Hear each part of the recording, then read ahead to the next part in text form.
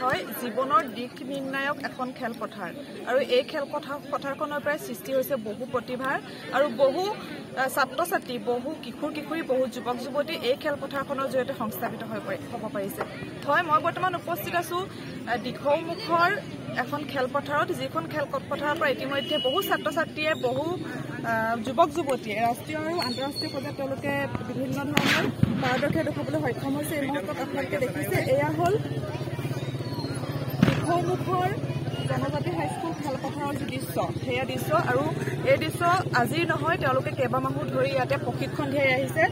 যুৱক যুৱতী ছাত্ৰ ছাত্ৰী কিশোৰ কিশোৰীসকলক আৰু এই স্থানৰ পৰাই মই কৈছোঁ যে এইখন খেলপথাৰৰ পৰাই বহু প্ৰতিভাৰ সৃষ্টি হৈছে এই খেলপথাৰখনৰ পৰাই বহু লোকে বহু যুৱক যুৱতীয়ে নিজৰ জীৱনৰ আচলতে যি পথ সেই পথ নিৰ্ণয় কৰিবলৈ সক্ষম হৈছে আমাৰ সৈতে ইয়াৰ প্ৰশিক্ষকসকল উপস্থিত আছে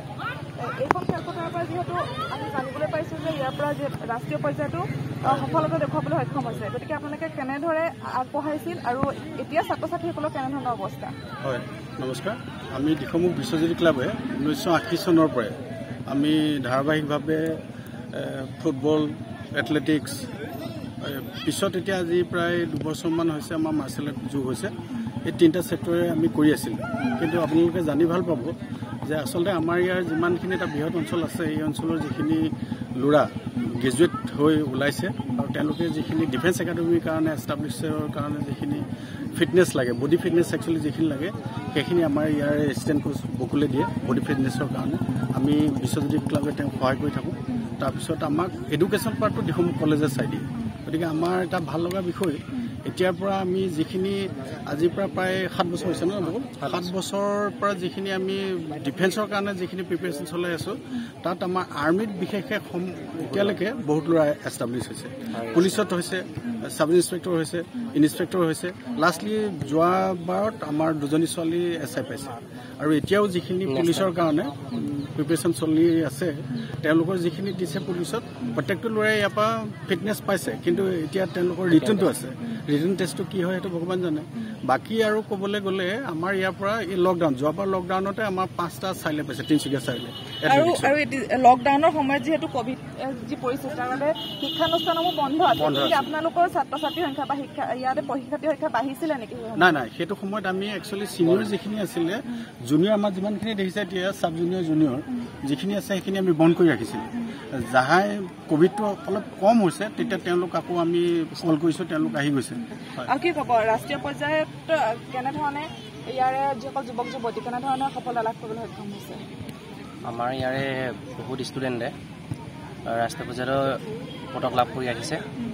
আপোনাৰ বহুত কষ্ট কৰিছে ল'ৰা ছোৱালীয়ে আৰু যিমানখিনি আমি ইয়াত আমি কিমান কষ্ট কৰিছোঁ কিন্তু সুবিধাবোৰ পোৱা নাই যিমানখিনি এথলেটিক্সৰ লাগে বস্তু দৰকাৰ হয় আমি ইয়াত পোৱা নাই ছাৰো দিনে ৰাতিয়ে কষ্ট কৰে মোৰ আৰু মানে চৰকাৰী কোনো সুবিধা নাই হয় নিশ্চিতভাৱে যেহেতু মই কৈছোঁ এইখন খেলপথাৰৰ পৰাই বহু যুৱক যুৱতীৰ আচলতে যি জীৱনৰ সপোন পূৰ্ণ কৰিবলৈ এই খেলপথাৰখনে সক্ষম হৈছে বুলি ক'ব লাগিব তেওঁলোকে কৈছে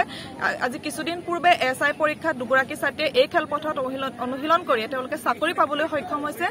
আৰু এই যি বিশ্বজ্যোতি সংঘৰ ইতিমধ্যে আমাৰ 2গৰাকী ব্যক্তি আছিলে বিশ্বজ্যোতি সংঘৰ উদ্যোক্তা বুলি ক'ব লাগিব তেওঁলোকে ক'লে যে এই খেলপথাৰখনৰ পৰা ইতিমধ্যে বহু প্ৰতিভাৰ আচলতে বহিঃপ্ৰকাশ ঘটিছে আৰু বহুজনে নিজৰ জীৱনৰ আচলতে যি কৰ্মসংস্থাপন সেই কৰ্মসংস্থাপনো এই খেলপথাৰখনৰ জৰিয়তে পাবলৈ সক্ষম হৈছে তেওঁলোকে কিন্তু কৈছে যে এই যি খেলপথাৰ এই খেলপথাৰখনৰ প্ৰতি কিন্তু চৰকাৰে কোনো ধৰণৰ দৃষ্টি নিক্ষেপ নাই কৰা বুলি কৈছে তেওঁলোকে সম্পূৰ্ণ নিজা প্ৰচেষ্টা দিখৌমুখ কলেজৰ কথা কৈছে কলেজে সহায় কৰিছে বুলি কৈছে তেওঁলোকে সম্পূৰ্ণ নিজা প্ৰচেষ্টাত এই খেলপথাৰখনৰ পৰা যুৱক যুৱতীসকলক আচলতে যি নিজৰ প্ৰতিভা যি স্বপ্ৰতিভাৰ সেই স্বপ্ৰতিভাৰ বহিঃপ্ৰকাশ কৰাবলৈ তেওঁলোক সক্ষম হৈছে আৰু এই খেলপথাৰখনে ইতিমধ্যে বহু যুৱক যুৱতীক সংস্থাপন দিছে বুলি কৈছে আৰু আমাৰ এই বাতৰিৰ পিছত এই খেলপথাৰখনৰ ক্ষেত্ৰত চৰকাৰে কেনেধৰণৰ আচলতে দৃষ্টি নিক্ষেপ কৰে সেয়া কিন্তু গুৰুত্বপূৰ্ণ হ'ব